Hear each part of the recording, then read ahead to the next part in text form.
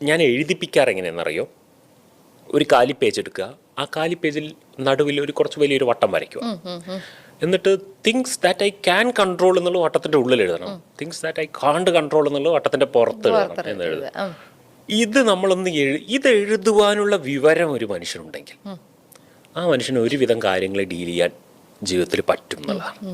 അപ്പം ഇങ്ങനെ എഴുതുമ്പോൾ പലപ്പോഴും അബദ്ധത്തിൽ things that I can control എന്ന് പറയുന്നിടത്ത് ആളുകൾ വട്ടത്തിൻ്റെ ഉള്ളിൽ എഴുതാൻ സാധ്യതയുള്ള കാര്യമാണ് എൻ്റെ ഭാര്യ അല്ലെങ്കിൽ എൻ്റെ ഭർത്താവ് എന്നൊക്കെ. അവരുടെ വിചാരം അവർക്ക് കൺട്രോൾ ചെയ്യാൻ പറ്റും. രണ്ട് പ്രശ്നമുണ്ട് അതിന്.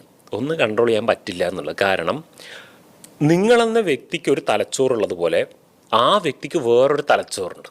ആ തലച്ചോറിലെ ഫീഡഡ് ഡാറ്റകളും ആ തലച്ചോറിൻ്റെ പെർസെപ്ഷനും രീതികളും അനുസരിച്ച് ആ തലച്ചോറ് പ്രവർത്തിക്കൂ, ആ തലച്ചോറിൻ്റെ ഉടമസ്ഥനും അതിനനുസരിച്ചേ ജീവിക്കൂ. നിങ്ങളുടെ തലച്ചോറ് കൊണ്ട് ചിന്തിച്ചിട്ട്